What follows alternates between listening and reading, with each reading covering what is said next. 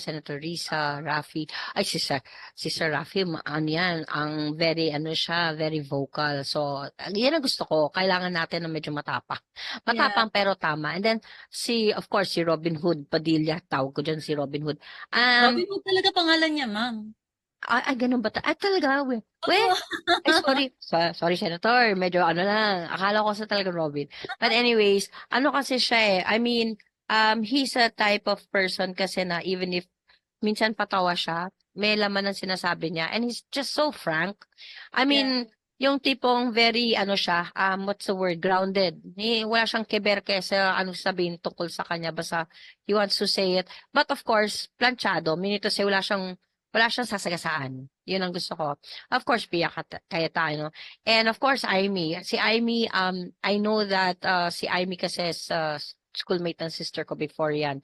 And from before pa, I've known her from the kwento of my sister na very down to earth yan. So these are senators na alam mo nandun sila sa taas pero they're trying to help tayo dito na nasa baba. Kasi that's how I see us eh.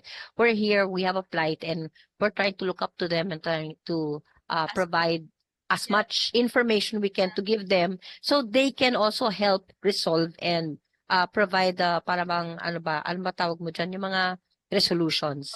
So Kasi I hope ano, that diba, tama naman, ma'am. Kasi if you don't tell them, how can they help us? Parang parent yan eh. Ma, totoo. may project ako sa school. So, syempre, nagbigay na ako sa'yo ng pang-ballpen mo, paper, pambili ng books, uniform. Oo.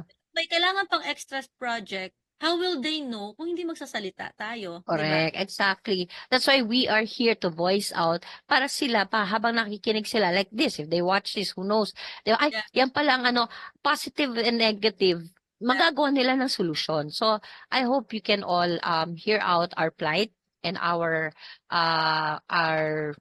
experiences. Yun na lang. Sabihin ko na lang experiences kasi some of us have good experiences, they move forward, happy na sila, but some of us don't.